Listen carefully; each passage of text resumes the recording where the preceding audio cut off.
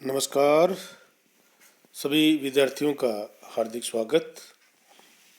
आज हम जिस टॉपिक पर बातचीत करेंगे उस टॉपिक का नाम है रिसर्च प्रोसेस, शोध प्रक्रिया। शोध प्रक्रिया research methodology and statistical techniques का एक चैप्टर है और हम आज इसी पर बातचीत करेंगे। तो शुरू करते हैं। रिसर्च प्रोसेस शुरू करने से पहले मैं सभी विद्यार्थियों को अनुरोध करूंगा कि वो वीडियो को लास्ट तक देखें और जो आपको बातें अच्छी लगती हैं, जिनको आप नोट करना चाहते हैं, उनको नोट ज़रूर करें, क्योंकि ये आपके लिए बहुत फ़ायदेमंद होने वाला है। तो शुरू करते हैं। रिसर्च प्रोसेस, शोध प्रक्रिया। रिसर्च प्रोसेस शोध पद्धति में एक शोधकर्ता द्वारा निश्चित उद्देश्यों के साथ उठाए गए विभिन्न क्रमवार चरणों का समावेश किया जाता है।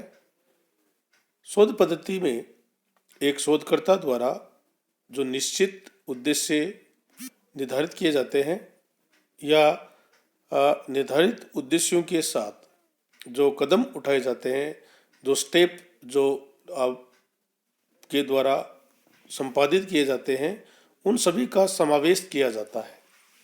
यहाँ एक बात स्पष्ट रूप से समझ लेनी चाहिए कि एक शोधकर्ता द्वारा उठाए गए संपूर्ण चरण सदैव निश्चित नहीं होते हैं। यद्यपि विभिन्न चरणों का क्रम अध्ययन की जाने वाली समस्या के साथ बदलते रहते हैं, परंतु आगे दिए गए शोध प्रवृत्ति के जो विभिन्न चरण हैं, जो स्टेप हैं, वो एक शोधकर्ता की कार्य प्रणाली के संबंध में महत्वपूर्ण दिशा निर्देश होते हैं। फर्स्ट जो स्टेप होगा वो होगा अनुसंधान समस्या का तदर्थ निर्धारण। प्रारंभ में ही शोधकर्ता को ये निश्चित कर लेना चाहिए कि उसे किस प्रकार की समस्या का अध्ययन करना है। इस कार्य के लिए वह अपने शोध निर्देशक रिसर्च डायरेक्टर महोदय के अनुभव का लाभ उठा सकते हैं और सरकारी जो संस्थाएं होती हैं, गवर्नमेंट इंस्टीट्यूट, वहाँ पर शोध समस्या का निर्धारण संबंधित डिपार्टमेंट के जो अध्यक्ष होते हैं उनके द्वारा किया जाता है। सेकंड जो स्टेप है वो है वर्तमान साहित्य का प्रारंभिक सर्वेक्षण। वर्तमान जो साहित्य है उसका हम प्रारंभिक रूप से सर्वेक्षण करते हैं और जो साहित्य है वो दो प्रकार का साहित्य का आपको सर्वेक्षण करना होता है। एक सैद्धांतिक आधार स्पष्ट करने हेतु, वह ऐसे शोध साहित्य का जो सर्वे पूर्व में किए गए हैं कि इस प्रकार के अध्ययन से संबंधित है का अध्ययन आपको करना है और उनके अनुभवों को जानकारी में लाना है। थर्ड जो स्टेप होगा वो होगा प्रारंभिक साहित्य सर्वे और अपने जो रिसर्च डायरेक्टर होते हैं से विचार विमर्श करने के बाद शोधकर्ता अपने लिए शोध समस्या का निर्धारण करता है। वो एक समस्या का निर्धारण करता है और शोध समस्या न तो अधिक संकुचित होनी चाहिए और न अधिक व्यापक होनी चाहिए। शोध समस्या है वो संतुलित होनी चाहिए। शोध समस्या के लिए चयनित समस्या को स्पष्ट रूप से परिभाषित किया जाना चाहिए ताकि अनर्गल समूहों में से आवश्यक समूहों का चयन किया जा सके। जो चयनित समस्या है वो स्पष्ट और संतुलित होनी चाहिए ताकि जब आप जो डाटा कलेक्शन करेंगे उसमें से आपको आवश्यक समूहों का चयन करने में आसानी हो। समस्या के उद्देश्य को परिभाषित करते समय अत्यधिक सावधानी बरतनी चाहिए, क्योंकि किस प्रकार के समूहों का डाटा का कलेक्शन आपको करना है, ये किया जाना है, यह उसके उद्देश्य पर मुख्य रूप से निर्भर करता है। एक बार जब शोध समस्या का चुनाव कर लिया जावे तो इसकी एक संक्षिप्त रूपरेखा तैयार कर लेनी चाहिए। शोध में सफलता बहुत कुछ सही शोध समस्या के चुनाव पर निर्भर करती है। शोध की जो सफलता है, रिसर्च की जो सक्सेस है, वो मुख्य रूप से शोध समस्या प्रॉब्लम जो आप सिलेक्ट करते हैं उस पर निर्भर करती है। नेक्स्ट जो स्टेप होगा वो होगा साहित्य का व्यापक अध्ययन। जब समस्या का चुनाव कर लिया जाए तो ये आवश्यक है कि शोधकर्ता शोध समस्या से संबंधित साहित्य का व्यापक रूप से अध्ययन करे। इसके लिए उसे उन्हीं सभी संबंधित पत्र पत्रिकाओं जिनमें शोध समस्याओं के संदर्भ में सार छपते हैं तथा सभी प्रकाशित व अप्रकाशित संदर्भ साहित्य का अध्ययन उसको करना चाहिए। इस प्रकार के अध्ययन में शोधकर्ता पाएगा कि उसे एक स्रोत से दूसरे स्रोत का पता किस प्रकार चल सकता है। नेक्स्ट स्टेप आवश्यक सूचना को निश्चित करना एवं परिकल्पना का निर्धारण। साहित्य के व्यापक अध्ययन के पश्चात शोधकर्ता को ये निश्चित करना चाहिए कि उसे क्या क्या सूचनाएं एकत्रित करनी है और इन सूचनाओं को किन किन स्रोतों द्वारा एकत्रित किया जाना है। सूचना के प्राथमिक स्रोत हो सकते हैं और द्वितीय स्रोत। प्राथमिक या प्रारंभिक जो सूत्रों से सूचनाएं एकत्रित करने के बाद शोधकर्ता को नवीन प्रकार से योजना बनाकर मौलिक समंकों का संग्रहण करना होता है और द्वितीय समंक जो कि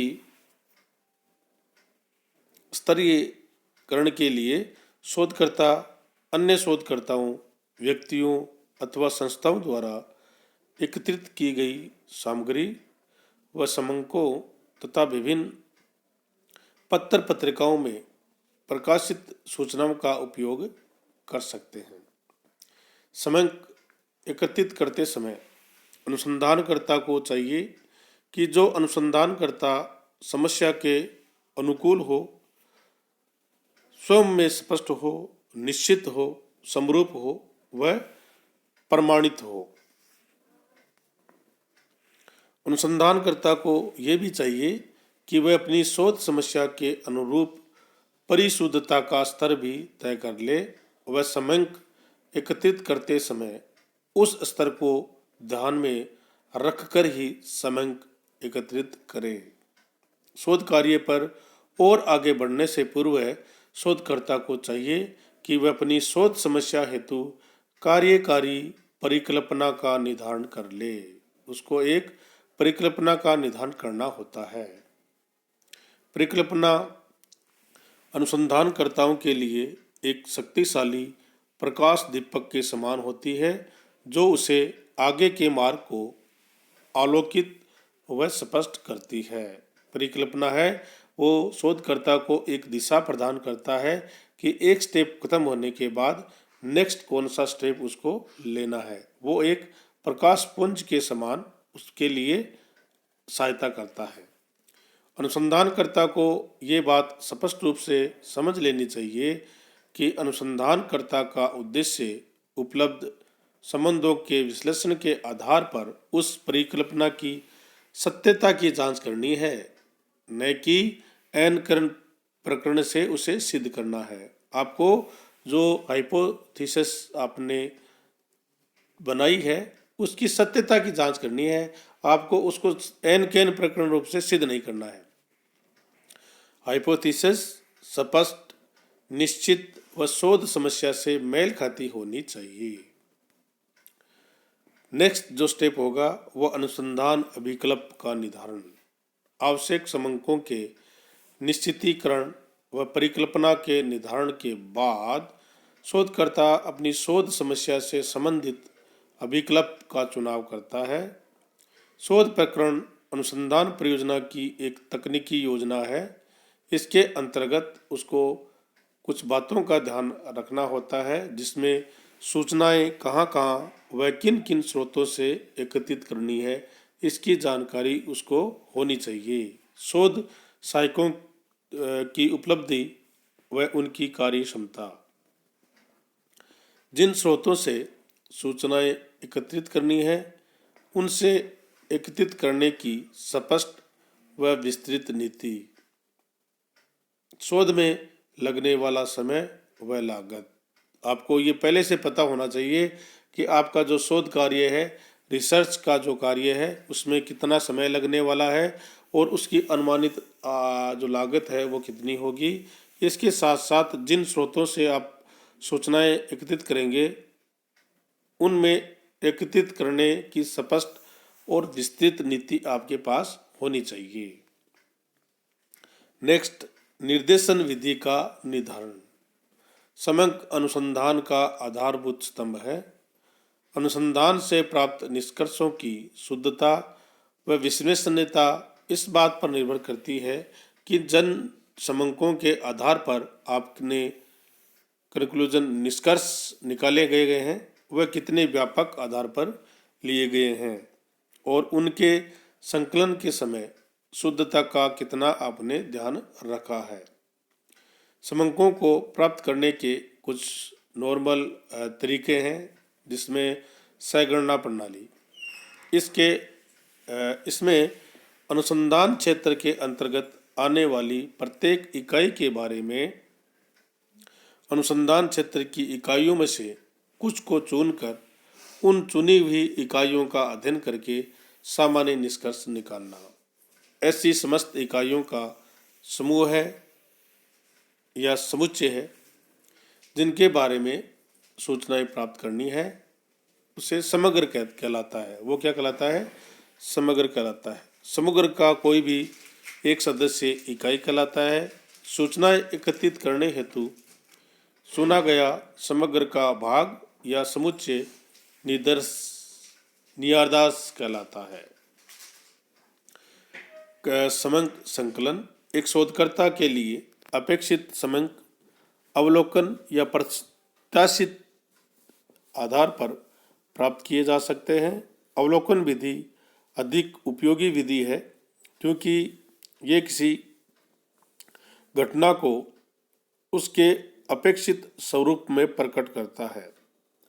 प्रश्नावली के आधार पर समंक प्राप्त करने की विधि द्वारा सामान्यतः प्रयोग की जाती है। इस विधि के अंतर्गत उत्तरदाता अपने उत्तर देने के लिए स्वतंत्र होता है। प्रश्नावली जो विधि है उसमें उत्तरदाता अपने उत्तर देने के लिए स्वतंत्र होता है। वह इस कार्य में शोधकर्ता उसकी कोई मदद नहीं करता है।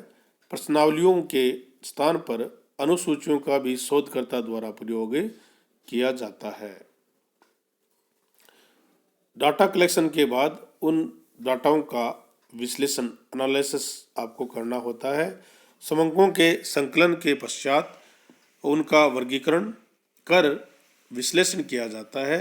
विश्लेषण के लिए अनुसंधानकर्ता गणितीय, सांख्यिकीय व लेखाशास्त्रीय विधियों का प्रयोग कर वाणिज्य के क्षेत्र में इसका प्रयोग किया जाता है। वर्गीकृत समंकों को व्यवस्थित रूप में प्रस्तुत करने के लिए सारणीकरण टेबुलेशन विधि का प्रयोग किया जाता है। संकलित संबंधों को भली प्रकार से संपादित कर उन्हें तालिका, रेखाचित्र या चार्ट के रूप में आप उसको प्रेजेंट कर सकते हैं। संकलित समंकों को इस प्रकार प्रस्तुतिकरण से अनुसंधानकर्ता संबंधों के अंतर्गत छुपे हुए गुणों व आपसी संबंधों का पता लगा सकते हैं एवं समंकों का तुलनात्मक दृष्टि से अध्ययन कर सकता है। इस स्तर पर आधुनिक उपकरणों तथा सहगणक आदि की सहायता ली जा सकती है। विश्लेषण कार्य के लिए विभिन्न सांख्यिकीय विधियों का प्रयोग में लाया जाता है। जो संकलित समंक है वो इस प्रकार से आपको प्रेजेंट करने हैं कि अनुसंधानकर्ता के संबंधों के अंतर्गत छिपे हुए गुणों व आपसी संबंधों का पता लगा सकते हैं। एक एवं समंकों का तुलनात्मक दृष्टि से अध्ययन कर सकते हैं। इस स्तर पर आधुनिक उपकरणों तथा सगणक आदि की सहायता ली जा सकती है। विश्लेषण कार्य के लिए विभिन्न सांख्यिकीय विधियों का प्रयोग में लाया जाता है। विश्लेषण के दौरान पूर्व निर्धारित अथवा परिकल्पना के पक्ष अथवा विपक्ष में प्राप्त सूचनाओं की संख्या के आधार पर परीक्षा कर उसकी सत्यता अथवा असत्यता की जांच की जाती है। सांख्यिकीय परीक्षणों द्वारा इस बात की जानकारी प्राप्त कर सकते हैं कि समंकों में विद्यमान अंतर वास्तविक है अथवा निर्देशन उच्चावचनों के फलस्वरूप है। सभी दो या दो से अधिक नियार्दशों का विश्लेषण करना तो हम पर्सन विश्लेषण विधि का प्रयोग इसमें कर सकते हैं। परिकल्पना परीक्षण, हाइपोथेसिस जो आपने तैयार की थी उसको टेस्ट करना। समंक विश्लेषण के पश्चात पूर्व निर्धारित परिकल्पनाओं का परीक्षण वास्तविक मानों के अनुरूप किया जाता है। परिकल्पना एक पूर्व नियमित सामान्यीकरण है जिसका वास्तविकता के आधार पर परीक्षण किया जाता है। समंकों के विश्लेषण के पश्चात अनुसंधानकर्ता इस स्थिति में होता है कि वह अपने द्वारा पूर्व में प्रतिपादित परिकल्पना की सत्यता की जांच कर सके। परिकल्पना परीक्षण के सांख्यिकीय विधों अनेक सार्थक परीक्षण उन्होंने प्रतिपादित किए हैं। इन परीक्षणों के आधार पर अनुसंधानकर्ता इस बात की जांच कर सकता है कि उनके द्वारा एकत्रित की गई समंकों को जो सूचनाएं प्राप्त है वो पूर्व निर्धारित परिकल्पना की पुष्टि करते हैं अथवा नहीं करते हैं। सार्थकता परीक्षण करने के लिए आपको टी टेस्ट, एफ टेस्ट और जेड टेस्ट अथवा इनमें से किसी उपयुक्त प्रतिदर्श पर आधारित परीक्षण विधियों का भी प्रयोग आप इसमें कर सकते हैं। स्टैटिस्टिकल टेक्निक्स इसमें आपको यूज कर सकते हैं जो कई प्रकार के टेस्ट होते हैं। व्यापकीकरण परिकल्पना परीक्षण के निर्णयानुसार सामान्यीकरण या व्यापकीकरण किया जाता है। इसके अंतर्गत शोधकर्ता के परिणामों का प्रतिपादन कर सामान्य नियम बनाए जाते हैं। किसी भी सिद्धांत का प्रतिपादन अनुमान के आधार पर नहीं होता है, वे अध्ययन के संग्रह से विकसित होते हैं। यदि कोई परिकल्पना परीक्षण के आधार पर सही उतरती है तो उसका व्यापकीकरण कर सिद्धांत प्रतिपादित किए जा सकते हैं। और लास्ट जो स्टेप है प्रतिवेदन तैयार करना। प्रतिवेदन तैयार करना शोध प्रक्रिया का एक बहुत ही महत्वपूर्ण चरण है। एक अच्छी रिपोर्ट के आधार पर ही शोधकर्ता के अनुसंधान की जानकारी अन्य लोगों को होती है। अगर आपने शोध कर लिया और आपने अच्छी रिपोर्ट तैयार नहीं की